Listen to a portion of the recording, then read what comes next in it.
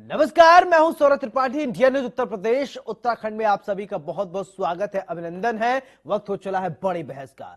लोकसभा चुनाव से पहले होने जा रहे नगरीय निकायों के चुनाव अब की बसपा पूरे दमखम के साथ लड़ेगी।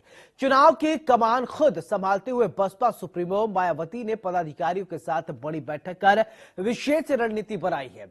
बड़ी बात कि साल 2007 में अपने दम पर सरकार बनाने वाले बसपा तमाम कारणों से पिछले एक दशक से बेहतर प्रदर्शन नहीं कर पा रही है। बसपा के खिसकते जनाधार का ही नतीजा है कि साल 2014 के लोकसभा चुनाव में पार्टी जहां शून्य पर सिमट कर रह गई, वहीं पिछले विधानसभा चुनाव में भी बसपा का सिर्फ एक ही विधायक जीतने में कामयाब रहा है। इसी कड़ी में खास मुद्दे पर आज बड़ी बहस में चर्चा करेंगे। खास पैनल भी हमारे साथ जुड़ेगा, लेकिन उससे पहले आपको बयान सुनवाते हैं कि मंत्री दानिश आजाद और बीएसपी विधान मंडल दल के नेता उमाशंकर सिंह का क्या कुछ कहना है। नगर निकाय चुनाव की तैयारियां अब तेज दिखने लगी हैं, चूंकि राजनीतिक दल भी सक्रिय हो गए हैं और अपने अपने दावे मजबूत करने लगे हैं। हमारे साथ नगर निकाय चुनाव में वार्ता करने के लिए इंडिया न्यूज में जो मंत्री हैं, अल्पसंख्यक मंत्री हैं, दानिश आजाद अंसारी जी।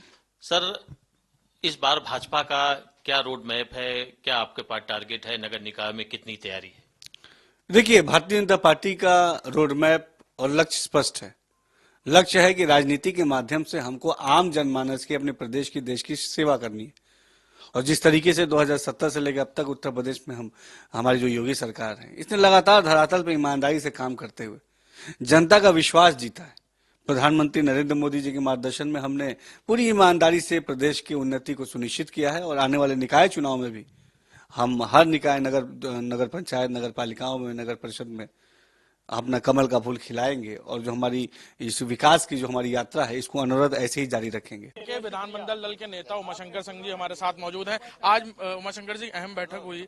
बसपा सुप्रीमो बहन जी ने बहुत सारे अहम दिशा निर्देश दिए, खासतौर पर निकाय चुनाव से। बिल्कुल, केवल निकाय चुनाव को लेकर माननीय बहन जी ने इसको बहुत गंभीरता से चुनाव लड़ने का आज संकल्प लिया है और सभी जो हमारे प्रदेश के पदाधिकारी आए थे, इस संकल्प में को लेकर के यहाँ से जा रहे हैं कि हम बहुत मजबूती से लड़ेंगे।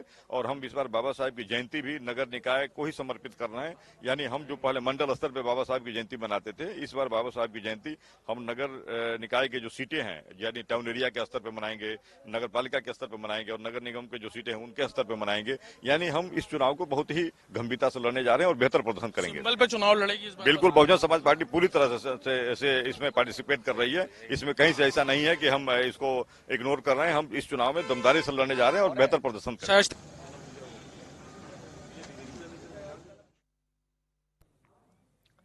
अब ऐसे में सवाल यही उठता है कि क्या इस बार बसपा कुछ कमाल कर पाएगी, क्योंकि 2007 के बाद से अगर बात करें तो बसपा उतना अच्छा प्रदर्शन नहीं कर पाई है। बहन जी ने खुद कमान संभाल लिया है। अब देखना यही होगा कि क्या इस बार निकाय चुनाव में बसपा कमान संभालने के बाद मायावती ने जैसे अपना कमान संभाला है, क्या इस बार कुछ खास हो पाएगा, क्योंकि ये निकाय चुनाव काफी महत्वपूर्ण है, क्योंकि इस चुनाव में बहुत ज्यादा लोगों की साख अब दांव पे लगी हुई है। अब देखना होगा कि बीजेपी क्या कर पाती है, समाजवादी क्या करती है, पार्टी क्या करती है, और आम आदमी पार्टी भी ताल ठोक रही है।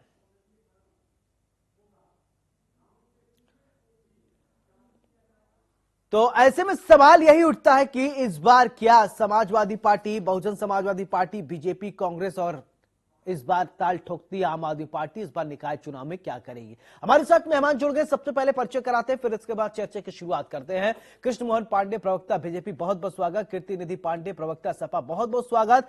यतेश चंद, दलित चिंतक है, हमारे साथ, बहुत बहुत स्वागत। पंकज रस्तोगी, वर्ष पत्रकार, हमारे साथ जुड़ गए हैं। आप चारों का बहुत बहुत स्वागत। तो सबसे पहले चर्चा की शुरुआत करते हैं कीर्ति निधि से ही। कीर्ति निधि जी, किस तरीके से तैयारियां?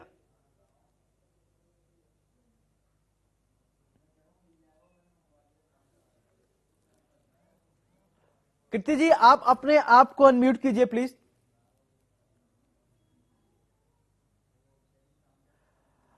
कृष्ण मोहन पांडे, प्रवक्ता बीजेपी, भी हमारे साथ जुड़े हैं। कृष्ण मोहन जी, किस तरीके से तैयारियां बीजेपी की? देखिए, मैं आपको स्पष्ट कर दूं कि भारतीय जनता पार्टी कभी किसी चुनाव को लेके हम तैयारी करते, ऐसी कोई परिकल्पना हमारे यहाँ नहीं है।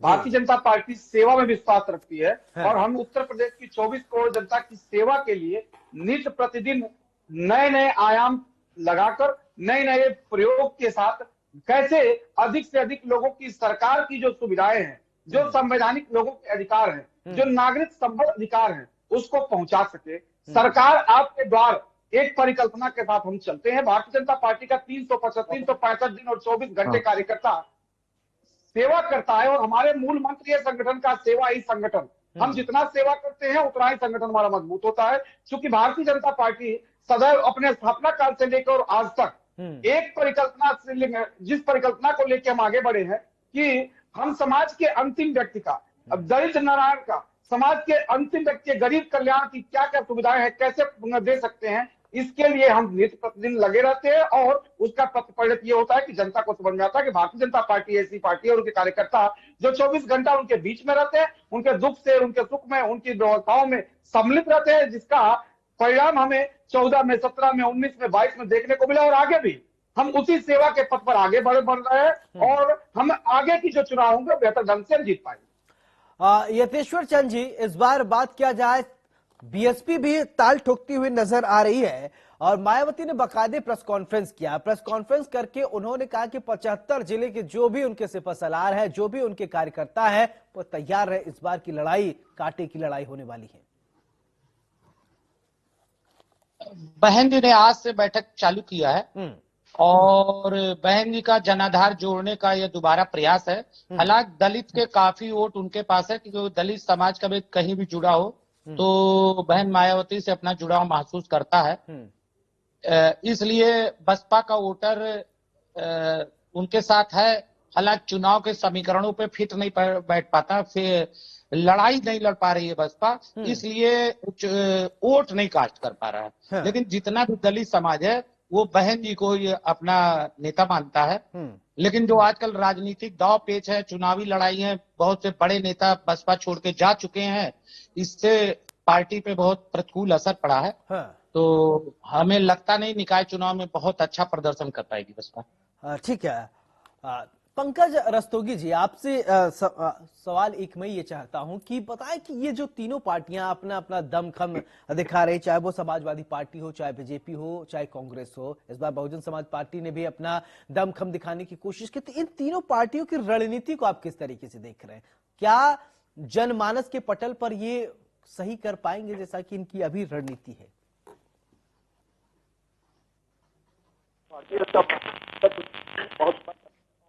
सबसे बड़ी बात कार्यकर्ताओं का संख्यात्मक रूप से और उसका एक बहुत बड़ा बहुत बड़ा पता है और निकाय चुनाव में हमेशा सत्ता से बाहर थे अभी और सत्ता में अभी मतलब उत्तर निकाय चुनाव में देखते हैं समाजवादी पार्टी सरकार की बसपा की सरकार तो मैं भी लगाता है। आज जबकि यही आगे ठीक है, कीर्ति पांडे जी, आपके पास आऊंगा। अगर समाजवादी पार्टी की अगर बात किया जाए तो तैयार है किस तरीके, क्योंकि बीजेपी ताल ठोकती नजर आ रही है इधर, और बसपा ने भी आज प्रेस कॉन्फ्रेंस कर मायावती ने भी कह दिया है कि इस बार जो है दलितों को जोड़ने की पूरी कोशिश की जाएगी। किस तरीके से आप देखते हैं? देखिए, एक बात तो मायावती जी ने प्रेस कॉन्फ्रेंस करके अगर ये कहा कि दलितों को जोड़ने का काम किया जाएगा, इसका मतलब दलित उनको छोड़ चुका है। एक बात तो इस बात का एहसास उनको भी है, क्योंकि 22 के चुनाव में जो परिणाम आए उससे एक बात स्पष्ट हो गया कि बहुजन समाज पार्टी का जनाधार उत्तर प्रदेश में अब समाप्त होने की तरफ। केवल एक सीट बहुजन समाज पार्टी जीत पाई पूरे उत्तर प्रदेश की विधानसभाओं में।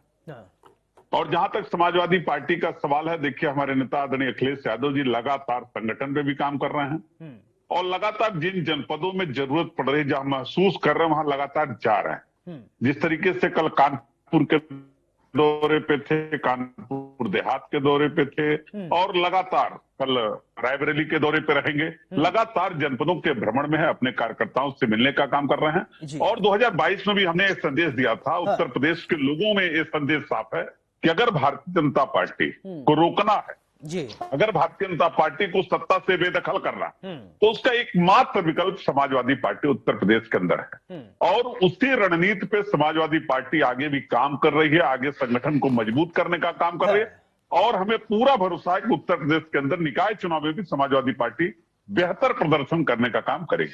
बाकी आप ये कह रहे हैं कि समाजवादी पार्टी ही सिर्फ बीजेपी को रोक पाएगी, ना कांग्रेस कुछ कर पाएगी, ना बसपा कुछ कर पाएगी, यही मतलब है?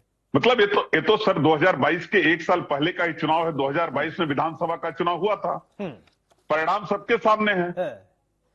इसमें हमको कहने की जरूरत नहीं, ये तो दिख रहा है। ओके पंकज जी, देखिए सीधे तौर पर यह कहा जा रहा है कि बीजेपी को जो है वो सिर्फ समाजवादी पार्टी उत्तर प्रदेश में रोक सकती है, ना ये बसपा के वजूद को मान रहे हैं, न कांग्रेस के वजूद को मान रहे हैं। आप इस स्टेटमेंट को कैसे देखते हैं? देखिए,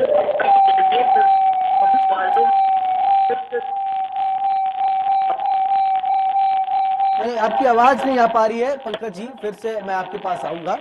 मेरा सवाल एक मिनट, जैसे मैं ये कहना चाहूंगा कि समाजवादी पार्टी ये बात करती है, लेकिन जिस तरह से भारतीय जनता पार्टी का जनाधार हर वार्ड में, हर जगह उसके कार्यकर्ता है, और जिस तरह से अभी ओबीसी आरक्षण की बात हुई, और उसके बाद भारतीय जनता पार्टी के ओबीसी मोर्चे ने पूरे हर जगह इसके सम्मेलन शुरू कर दिए, कार्यकर्ता सम्मेलन शुरू कर दिए। कार्यकर्ता ही पार्टी को जिताते हैं, कार्यकर्ता ही पार्टी का जनाधार बढ़ाते हैं। और योगी आदित्यनाथ की सरकार बनने के बाद जिस तरह से कार्यकर्ताओं का मनोबल बढ़ा है, वो इनकार नहीं किया जा सकता है। इसका सीधा लाभ भारतीय जनता पार्टी को मिलेगा, क्योंकि उसके पास कार्यकर्ताओं का एक बहुत बड़ा हुजूम है। उससे इनकार नहीं किया, वो समर्पित कार्यकर्ता है। तो भारतीय जनता पार्टी का निश्चित रूप से मान के चलिए इस बार का टारगेट बहुत बड़ा है, और वो क्या नाम आगे के 2024 के चुनाव को देखते हुए, लोकसभा चुनाव को देखते हुए, आसन है जो, उसको देखते हुए एक बहुत बड़ी जीत कराने की ओर अग्रसर है, और उसके लिए अभी से उसकी तैयारियां बहुत जोर शोर से चल रही हैं, और पार्टी संगठनात्मक रूप से भी आए दिन मीटिंग हो रही है पार्टी कार्यालय में। ये इस बात से इनकार नहीं किया जा सकता कि भारतीय जनता पार्टी को पछाड़ पाना, चाहे वो कांग्रेस हो, चाहे समाजवादी पार्टी हो, चाहे बसपा हो, ये लोग अभी उससे बहुत पीछे हैं। उसको टीवी चैनल में और वैसे बात करना आसान है, लेकिन जमीनी सतह पर अगर देखा जाए तो भारतीय जनता पार्टी बहुत आगे चल रही है। उसके कार्यकर्ता, उसके सारे नेता एक टारगेट के तहत इसको जीत के लिए एक प्रयासरत हैं।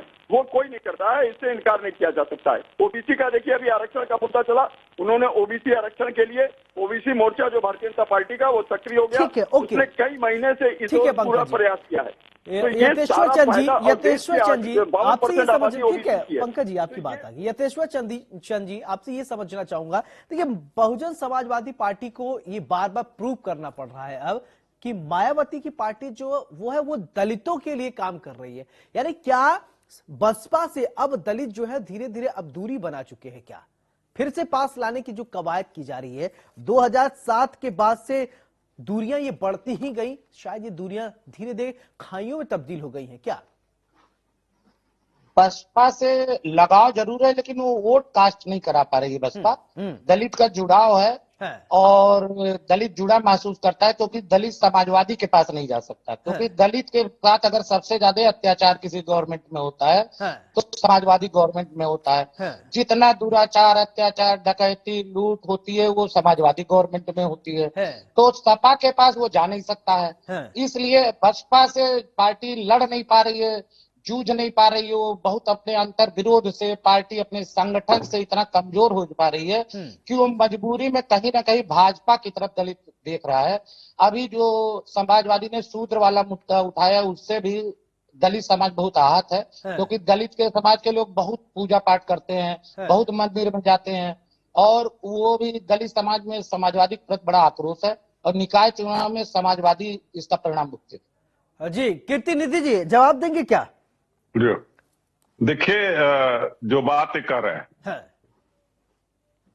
दलित समाज के जो अगुआ है, जो शुभचिंतक हैं, योगी पार्ट 1 की सरकार में पिछड़े और दलितों का शिक्षकों में जो नियुक्ति में आरक्षण का गोलमाल हुआ, जिसको राष्ट्रीय पिछड़ा वर्ग आयोग ने बराबर लिखा उत्तर प्रदेश की सरकार को कि पिछड़े और दलित समाज का आरक्षण जो कोटा है, जो बाबा साहब भीमराव अम्बेडकर ने संविधान के तहत प्रदत्त किया आरक्षण का अधिकार, उस कोटे में जो कटौती कर दी गई, जो उनका हिस्सा था न देकर के जनरल कैटेगरी के लोगों को नियुक्त कर दिया गया, ये पिछड़े और दलित समाज के साथ अन्याय है। जी। जो अभी आपके चैनल पे पिछड़े समाज के हितैषी होने की बात कर रहे थे, क्या वो कभी ये आवाज उठाए कि पिछड़े समाज के बच्चों के साथ, पिछड़े समाज के उन विद्यार्थियों के साथ जो रोजगार के लिए जो शिक्षक बन जाते, उनका अधिकार काट के जनरल कैटेगरी को दे दिया गया। वही हाल एससी कैटेगरी के बच्चों के साथ किया गया, उनका अधिकार भी काट करके जनरल कैटेगरी को दे दिया गया। और इसको बाकायदा सरकार ने भी प्रेस कॉन्फ्रेंस करके कहा कि हम इनको अगली नियुक्ति में समायोजित कर लेंगे। और जब अगली नियुक्ति होने का समय है तो हाईकोर्ट ने इस पे लगा दिया, कहा आप इससे ज्यादा आरक्षण नहीं दे सकते। आज भी वो बच्चे आंदोलन कर रहे में आरक्षण हैं, किसने किया था? लखनऊ में भटक रहे हैं।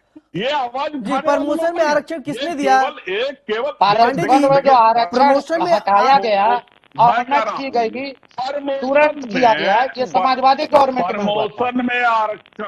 प्रमोशन में आरक्षण का सवाल जो मैं कह रहा हूं, आज आप इस सवाल को कब बोले, कितनी बार आवाज उठाया? आज जो दलितों को हम तो आरक्षण से लगातार वंचित किया गया, उठा रहे हैं, उस पर आप क्यों समाजवादी नहीं लड़े? सुनती ही नहीं है। एक बार नहीं लड़े, कोई नहीं लड़ा। तो समाजवादी लड़ी, समाजवादी पार्टी लड़ी। आज जिस संविधान की समाजवादी दुहाई दे रही है, कहीं समाजवादी ने संविधान की रक्षा की? समाजवादी गवर्नमेंट में कहीं संविधान का पालन होता है? लगातार हमने बोलने का बिल्कुल पालन होता है। आज बाबा साहब भीमराव अम्बेडकर के प्रदत्त संविधान को बचाने का सवाल है। आज मात्र सत्ता पाने के लिए, चलिए ठीक है, ओके, मात्र ठीक है। सत्ता पाने के लिए कृष्ण मोहन पांडे के पास जाऊंगा। ठीक है, आप लोगों की बात आ गई। कृष्ण मोहन पांडे जी, देखिए, दलित चिंतक यतेश्वर जी ने कहा कि भाई देखो, समाजवादी पार्टी हमारी सुनती नहीं, कांग्रेस को वो मान नहीं रहे, बीजेपी के पक्ष में वो कहीं न कहीं मूड बनाते हुए नजर आ रहे हैं। क्या कहेंगे?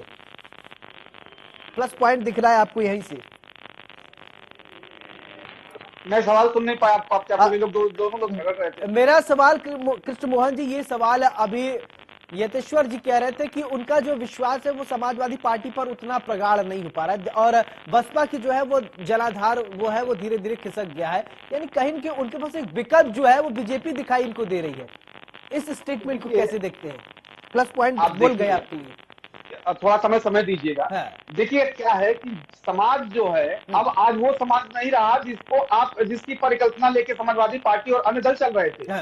आज लोगों को विकास चाहिए, उनको शिक्षा चाहिए, उनको स्वास्थ्य चाहिए, उनको रोजगार चाहिए, जो बेहतर दे सकता है उसके साथ जनता जाएगी। भारतीय जनता पार्टी समाज के अंतिम पायदान पर खड़े व्यक्ति से लेकर प्रथम पायदान तक सबके साथ समानता का व्यवहार करती है, और जिसका प्रतिफल ये रहा है कि जनता जुड़ रही है। दूसरा मित्र, हमारे समाजवादी मित्र ने कहा कि बीजेपी लोगों को लग रहा है कि बीजेपी को रोकने के लिए सपा ही विकल्प है। नहीं साहब, जनता को दिख रहा है कि अपराध से, शोषण से, भ्रष्टाचार से मुक्ति चाहिए तो भारतीय जनता पार्टी है। और इन्होंने कहा पिछड़ों और दलितों का जो रिजर्वेशन भारतीय जनता पार्टी ले रही है, साहब सुप्रीम कोर्ट के गाइडलाइंस को पढ़ के आया कीजिए, हाई कोर्ट के गाइडलाइंस को पढ़ के आगे। भारतीय जनता पार्टी ने पिछड़ों और दलितों के साथ न्याय किया है, सुप्रीम कोर्ट के आदेश का पालन किया है। ये देश संविधान से चलेगा और देश न्यायपालिका से चलेगा, किसी व्यक्ति विशेष के गुंडागर्दी से, परिवार के एक कानून से भर्ती में घोटाला हुआ कि नहीं हुआ आरक्षण का? स्पष्ट बोल रहा हूँ, ये देश संविधान से चलेगा। सुप्रीम कोर्ट के दिए गए आदेश का पालन किया गया, और उस पालन के तहत भारतीय जनता पार्टी और उत्तर प्रदेश सरकार ने शादी किया थी। और आपको लगता है कि चैनल में बैठ जाने से दलित आपके साथ चला जाएगा तो आपको 12 से 17 का एक। ठीक है, ओके, ठीक है। मुद्दे, चलिए मुद्दों पे बात कर लेते हैं, मुद्दे पे बात कर लेते हैं। ठीक है, सबके अपने अपने वोट बैंक है। समाजवादी पार्टी का अपना वोट बैंक, बीएसपी का अपना वोट बैंक, कांग्रेस अपना, सबके अपने अपने वोट बैंक है। लेकिन चलिए अब बात एक एक लोगों से करते हैं, मुद्दे क्या रहेंगे इस बात। तो सबसे पहले कीर्तिनिधि पांडे जी, आपसे मुद्दे क्या रहेंगे? ठीक है, आप लोगों के अपने अपने कोर वोट है और वोटर्स भी आपके समझते होंगे किसको वोट देना है, किसको नहीं देना है। मुद्दों पे बात कर लेते हैं। क्या शहरी चुनाव, इसको हम कह रहे हैं शहर की सरकार, क्या इस बार मुद्दे क्या होने वाले हैं समाजवादी पार्टी जनता के बीच में, क्या मुद्दे लेके जाएंगे? देखिए, निकाय चुनाव में जो सबसे प्रमुख मुद्दा है वो शहरी चुनाव है। शहरों में जो सबसे बड़ा मुद्दा वो सफाई का मुद्दा है। बेहतर लाइटिंग की व्यवस्था होनी चाहिए, साफ सफाई की व्यवस्था बेहतर हो, कूड़े के जो जगह जगह पड़ाव है उसको समाप्त किया जाए, उसके डिस्पोजल का बेहतर इंतजाम किया जाए, और जो जल जमाव की समस्या शहरों में हल्के बरसातों में जो घुटने भर पानी लगते हैं तमाम शहरों में उत्तर प्रदेश के, वो मुद्दा समाजवादी पार्टी लेकर के जनता के बीच में जाएगी, जनता से जुड़े मुद्दे लेकर के जाएगी। जो लगातार टैक्स बढ़ाया जा रहा है, हाउस टैक्स हो, वाटर टैक्स हो, सीवर टैक्स हो, ये हमारा मुद्दा। अब इस मुद्दों के साथ जनता के बीच में जाने का बिल्कुल सही बात है, यही मुद्दा है, ये शहर की सरकार से यही चाहिए। कृष्ण मोहन पांडे जी, देखिए सीधे तौर पर समाजवादी पार्टी की तरफ से कह दिया कि बहुत जगह सड़कें बदहाल है, कूड़ा है, इसके अलावा सफाई नहीं हो रही, नालियां बजा रही हैं। आप लोगों क्या मुद्दा रहेगा, क्या साफ सफाई करवाए हैं क्या? साहब, भारतीय जनता पार्टी 5 वर्षों में जहां जहां हम सत्ता में है, जहां जहां हमारी व्यवस्थाएं हैं, जहां जहां हमारे नगर निगम की है, हम वहां पे यदि लाइटिंग, बेहतर लाइटिंग हो, बेहतर सफाई हो, कूड़ों का निस्तारण हो, ये मुद्दा है तो भारतीय जनता पार्टी आधी चुनाव जीत चुकी है। क्योंकि हमने बेहतर लाइटिंग कराई है, हमने बेहतर सुविधाएं कराई है, हमने बेहतर साफ सफाई कराई है, पार्कों को हमने भी चमका दिया है। और उत्तर प्रदेश में कोई ऐसा शहर नहीं जहां पे हमारा नगर निगम और नगर पंचायत या नगर निगम हो वहां पे बेहतर ढंग से काम नहीं कर रहे हो। उत्तर प्रदेश की जनता और उस साल की जनता जहां पे ये प्रक्रियाएं हैं हम बेहतर कर चुके हैं, और इस पे चुनाव होना तो मैं बड़ी गारंटी के साथ और बड़े दावे के साथ कहता हूं कि भारतीय जनता पार्टी पूर्ण बहुमत की सरकार लेके आएगी। क्योंकि हर जगह पे हमने वो सारी व्यवस्थाएं कराई है जो एक नगरीय व्यवस्था में होनी चाहिए। मिलकर मतलब समाजवादी पार्टी मुद्दा बनाएगी, भारतीय जनता पार्टी उसको कर चुकी है और उसके एवज वो कह रही है वो चुनाव जीत जाएगी, सरकार बना लेगी। यतेश्वर जी, किस तरीके से, ठीक है, किस तरीके से आप देख रहे हैं? एक तरह की समाजवादी पार्टी ये मुद्दा बनाएगी, समाजवादी पार्टी का कहना है कि भाई सफाई नहीं हो रहे हैं, नालियां बजा रही है, कुव्यवस्था है, और यहाँ कृष्ण मोहन पांडे जी बीजेपी प्रवक्ता कह रहे सब कुछ ऑल इज वेल है, यानी हमने सही किया, जो आरोप है उन्होंने खंडित किया। किस तरीके से देखते हैं आप? जितना भाजपा प्रवक्ता बता रहे उतना कार्य तो नहीं हुआ है। सड़कों की बहुत बुरी दशा है, रोड लाइट बहुत सी जगह रात में बंद कर दी जाती है, कलेक्टेड परिसर की तरफ कई तरफ आवागमन में दिक्कत है, गड्ढे हैं, पानी की समस्या है, बरसात में निकासी नहीं है। स्मार्ट चौराहे जो बनाए गए हैं उसमें फुटपाथ इतना बढ़ा दिया गया है, सड़क पे आने जाने की जगह नहीं है। तो स्मार्ट चौराहे पे फुटपाथ सड़क में ला दिया गया, ऊंचा कर दिया गया, फुटपाथ की सारी दुकानें सड़क पे आ गई, गाड़ियां सड़क पे आ गई, अतिक्रमण से पूरा शहर जूझ रहा है। चलिए ठीक है, बहुत बढ़िया, ठीक है। आपकी इसका प्रतिक्रिया जो है वरिष्ठ पत्रकार आप तीनों का जो है वो शायद पंकज जी सुन रहे थे। पंकज जी, आप तीनों हमारे प्रवक्ताओं को सुने होंगे, तो सबसे पहले देखिए समाजवादी पार्टी ने आरोप लगाया, बीजेपी ने खंडित किया, फिर इसके बाद यतेश्वर जी ने थोड़ा उसको कम नंबर दिया है। किस तरीके से देखते, क्या सड़कें दुरुस्त हो गई हर जगह, जो गड्ढे थे वो भर गए जो कहा जा रहा था, इसके अलावा लाइटों की व्यवस्था जो थी? देखिए अगर जमीनी सतह की बात करें तो जिस तरह से प्रधानमंत्री मोदी ने उत्तर प्रदेश में नगर विकास और ऊर्जा मंत्रालय की जिम्मेदारी हेतु अपने उनके साथ में गुजरात कैडर के आईएएस रहे ईमानदार और सुदक्ष अधिकारी आपके अरविंद कुमार शर्मा जी को उत्तर प्रदेश में भेजा, और जिस तरह से वो उत्तर प्रदेश में कार्य कर रहे हैं, उनके ऊपर किसी तरह के कोई आरोप नहीं रहते हैं। वो निष्पक्ष रूप से जनता से रोज इंटरेक्शन करते हैं और अधिकारियों पे लगाम कसने का काम करते हैं। उन्होंने कई तरह की योजनाएं जैसे लागू की, सफाई व्यवस्था की अगर आप बात कर रहे हैं तो कूड़ा उठाया जाता है, उसके लिए एक कंपैक्टर आता है जिसमें कंपैक्टर में कूड़े को स्क्वैश कर दिया जाता है, कूड़ा डिमोलिश हो जाता है, उससे कोई प्रदूषण नहीं होता है। और अगर सफाई नाली की बात करें तो स्मार्ट सिटी के तहत तमाम देखिए नालियां बन रही हैं, और तमाम जो है जो पाइपलाइन अमृत पेयजल योजना के तहत, ये बहरहाल सबने अपने अपने काम किए, देखने वाली बात होगा कौन जो काम किया है, किसको क्या कुछ मिलता है। तो आप चारों का बहुत बहुत शुक्रिया तो इस चर्चा में शामिल होने के लिए। ऐसे में सवाल यही उठता है कि क्या जो आरोप लगाए, जो प्रत्यारोप लगाए जा रहे हैं, क्या समाजवादी पार्टी ने जो आरोप लगाए बीजेपी ने उसका खंडन किया? इसके अलावा सड़क तमाम तरीके की जो व्यवस्थाएं हैं जो उसको की गई हैं, क्या उसको सही तरीके से किया गया? तमाम हमारे 4 मेहमान जुड़े थे, उन्होंने बारीकियों से बताया। आप सभी का एक बार फिर से शुक्रिया और बड़ी बहस में मेरे साथ फिलहाल इतना ही। नमस्कार।